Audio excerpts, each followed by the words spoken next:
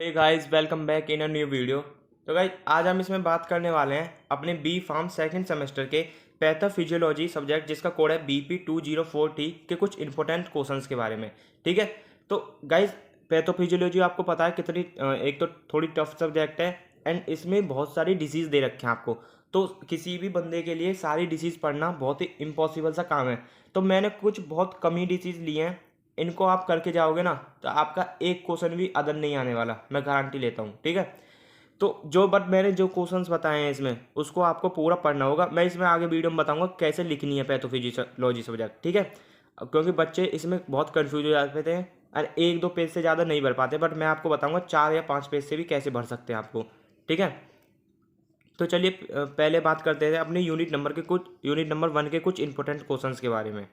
Guys, जो मैंने question लिए हैं बहुत ही ज़्यादा मोस्ट इंपॉर्टेंट क्वेश्चन है, इसको नहीं छोड़ें बस आप। ठीक है। अदर करना है करो, नहीं करना है मत करो, बस इनको कर लेना। ठीक है। फर्स्ट आता है इसमें elaborate the pathways of cellular apoptosis and इसके ही बिहाफ में आ जाता है और pathogenesis of cell injury. Guys, बहुत ही ज़्यादा मोस्ट इंपॉर्टेंट क्वेश्चन है, बहुत ही ज़्यादा मोस्ट इंपॉर्टेंट क्वेश्चन। ठीक है। हर बार आता है, हर बार, एंड इस बार भी आएगा, फुल चांस है। एपोप्टोसिस। ठीक है। आपको मैं बताऊं क्या लिखना है इसमें। पहले अपोप्टोसिस लिखना है क्या होती है, एंड इसके दो पाथवे होते हैं, intrinsic pathway and extrinsic pathway. तो आपको दोनों का पहले पाथवे का फ्लो चार्ट बनाना है, फिर उसकी ही थ्योरी लिखनी है। ठीक है। तो आपके 5 पेज कम से कम भर जाएंगे, इसमें 5 पेज गारंटी लेता हूँ मैं। ठीक है। एंड भाई, बहुत इंपॉर्टेंट क्वेश्चन है, ध्यान रखना। एंड सेकंड है इसमें explain the feedback system of homeostasis. Homeostasis तो आपने फर्स्ट समय HAP में पढ़ा है, एंड इसके दो फीडबैक सिस्टम होते हैं, नेगेटिव पॉजिटिव। तो इसको आप याद ही होगा आपको, खैर, बट याद कर लेना, 7 मार्क्स के लिए भी इंपॉर्टेंट है एंड 2 मार्क्स के लिए तो आ ही जाता है, मतलब आएगा ही आएगा। थर्ड है शॉर्ट नोट ऑन, हमारे कुछ इसमें टर्म्स दे रखे हैं फर्स्ट यूनिट में, जैसे एट्रोपी, हाइपरट्रोपी, हाइपरप्लेसिया, मेटाप्लेसिया, डिस्प्लेसिया। तो ये आपको 2-2 मार्क्स के अकॉर्डिंग याद कर लेनी है बस। ठीक है। 7 मार्क्स में ज़्यादा अगर आएगी तो 3-4 कंबाइंड ही आएंगी, नहीं तो सिंगल नहीं आएगी। एंड गाइस, इसमें एक और क्वेश्चन बन जाता है इन्फ्लामेशन से अकॉर्डिंग। ठीक है। तो वो इन्फ्लामेशन वाला पढ़ लेना एक बार, बस आप देख लेना एक बार इन्फ्लामेशन वाला। ठीक है। यूनिट 1 में जनरली 3 क्वेश्चन है एंड एक इन्फ्लामेशन वाला है, कर लेना आप। तीनों क्वेश्चन में से एक भी मत छोड़ना गाइस। ठीक है। अब बात कर लेते हैं अपनी यूनिट नंबर 2 की। तो यूनिट नंबर 2 में हमारे 3-4 सिस्टम्स की डिजीज आ जाती हैं। ठीक है।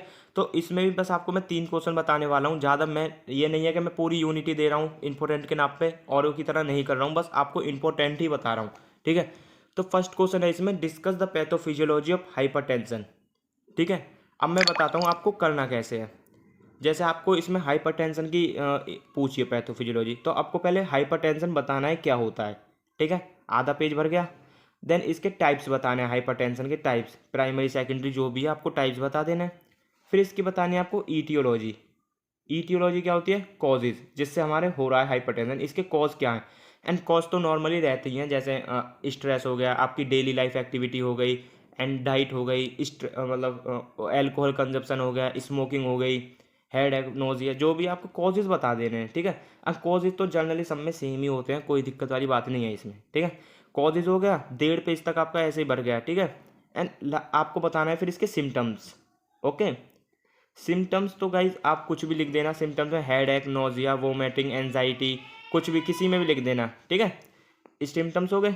एंड देन आपको बतानी है इसकी पैथोफिजियोलॉजी। तो पैथोफिजियोलॉजी आप चार्ट के अकॉर्डिंग याद करो, ये नहीं कि थ्योरी बना रहे हो, चार्ट बनाओ। जैसे कुछ भी है, मतलब पॉइंट लिखो, फिर इसके नीचे एरो, फिर पॉइंट लिखो, फिर एरो, फिर पॉइंट लिखो, फिर एरो। तो आपका ये चार्ट के अकॉर्डिंग याद होगा, फिर इसकी ही आप थ्योरी लिख दो। ठीक है। इसकी ही आप थ्योरी लिख दोगे, आपके 4 पेज आराम से भर जाएंगे। एंड लास्ट में कुछ आप एक दो वो लिख दे डायग्नोसिस के लिए, एक आध ड्रग्स का नाम लिख देना बस। आपके 10 में से 9 या 8 नंबर कहीं नहीं गए अगर आप इस अकॉर्डिंग करो। अब बहुत ईजी वे है, कोई दिक्कत वाली बात नहीं होने वाली है। ठीक है। आपको समझ में आ गया होगा किस तरीके से लिखना है पैथोफिजियोलॉजी में। बहुत इंपॉर्टेंट है हाइपरटेंशन। ठीक है। सेकंड आ जाता है right descriptive note on CHF, यानी कि congestive heart failure and angina. गई दोनों की पैथोफिजियोलॉजी बस सेम ही है, इसमें एक स्टेप आगे बढ़ जाते हैं। CHF में पैथोफिजियोलॉजी दोनों की ही सेम है। ठीक है। आप देख लेना, आया है ये क्वेश्चन भी। एंड सेकंड है इसमें एथिरोल स्क्लेरोसिस। ये एथिरोल स्क्लेरोसिस वैसे तो हमारी हार्ट की डिसीज़ होती है, बट हम इसको यूनिट 1 में पढ़ते हैं, तो आप देख लेना, इसकी भी सेम ही है पैथोफिजियोलॉजी, ज़्यादा अलग नहीं है। एंड सबसे मेन इंपॉर्टेंट क्वेश्चन जो है वो है हमारा अस्थमा के ऊपर। ठीक है। अस्थमा गई इसमें जनरली 5-6 डिसीज़ तो ऐसी हैं जो 5 में से 4 आएंगी, कम से कम 4 आने ही वाली हैं, ठीक है। तो मैं आपको बताने वाला हूँ कौन कौन सी। ध्यान रखना, अस्थमा गारंटेड आएगा, ठीक है। अस्थमा होगा। एक अपोप्टोसिस ऊपर बता दिया मैंने, 2 क्वेश्चन हो चुके हैं, ठीक है, ध्यान रखना। एंड अब बात कर लेते हैं हम इसमें अपनी यूनिट नंबर 3 की। यूनिट नंबर 3 में फर्स्ट क्वेश्चन बनता है एनीमिया, माने यानी कि एनीमिया यानी कि खून की कमी। तो इसमें से बनते हैं ज़्यादातर, इसमें 5 टाइप दे रखे हैं आपके सिलेबस में, but thalassaemia and iron deficiency anaemia, इन दोनों को पढ़ लेना आप, ठीक है। एंड सेकंड आता है आपका explain the pathophysiology of diabetes and epilepsy. Guys बहुत ही इंपॉर्टेंट दोनों हैं, दोनों को ही देख कर जाना है, क्योंकि ये ऐसा नहीं है, इतनी बड़ी बड़ी नहीं है इनकी पैथोफिजियोलॉजी, तो ये किसी के कंबाइंड में भी आ जाते हैं। जैसे एपिलेप्सी आ जाएगा हमारा पार्किंसन डिसीज़ के साथ, डायबिटीज़ आ जाएगा आयरन डिफिशियंसी एनीमिया के साथ, मतलब ये कंबाइंड में ही आएगा, शर्त लगा लेना मुझसे, कंबाइंड में ही आएगा, ठीक है, दोनों को छोड़ कर मत जाना। एंड थर्ड बात करते हैं हम explain the pathophysiology of Parkinson disease. बहुत ही इंपॉर्टेंट ये है हमारी डिसीज़, ठीक है, इसको भी बिल्कुल नहीं छोड़ के जाएं। एक ये हो गया, 2 ऊपर मैंने बता दिया, गिनते रहना। एंड फोर्थ आता है अल्सर। गाइस आएगा ही आएगा, गारंटेड है, ठीक है। 1 2 3 4 5 क्वेश्चन हो गए हैं, ठीक है। एंड बात करते हैं हम अपनी यूनिट नंबर 4 के आगे। नंबर 4 में ज़्यादा क्वेश्चन नहीं है, बस 2 या 3 क्वेश्चन हैं, ठीक है। 3 क्वेश्चन भी क्या है, एक है ये short note on rheumatoid arthritis and osteoporosis. तो ये जनरली 7 मार्क्स में नहीं आते हैं, 2 मार्क्स के लिए बहुत इंपॉर्टेंट है। एंड ये कंबाइंड में आएंगे, जैसे मैंने आपको वहाँ बताया था ना एपिलेप्सी और डायबिटीज़, बस ये भी कंबाइंड में ही आएंगे किसी के, ठीक है। एंड सेकंड क्वेश्चन बहुत ही इंपॉर्टेंट, मोस्ट इंपॉर्टेंट क्वेश्चन है हमारा, ये classification aetiology pathogenesis of cancer. Cancer guys बहुत ही इंपॉर्टेंट क्वेश्चन है, 6th क्वेश्चन ये हो गया आपका कैंसर, ठीक है। बस 2 ही क्वेश्चन है, ठीक है, इसमें यूनिट नंबर 4 में। एंड बात करते हैं हम यूनिट नंबर 5 की। तो फर्स्ट क्वेश्चन जो बहुत ही इंपॉर्टेंट हो जाता है आपका, वो है write a detailed note on AIDS, AIDS AIDS. तो 7th क्वेश्चन ये हो गया हमारा, ठीक है। 7 क्वेश्चन बता दे। एंड ये एक है ट्यूबरक्लोसिस, 8। ये 8 क्वेश्चन गाइज, 8 में से गारंटेड 6 क्वेश्चन आएंगे, 6 या 7 या 8 भी आ सकते हैं, ठीक है। तो इन क्वेश्चंस को बिल्कुल छोड़ के मत जाना।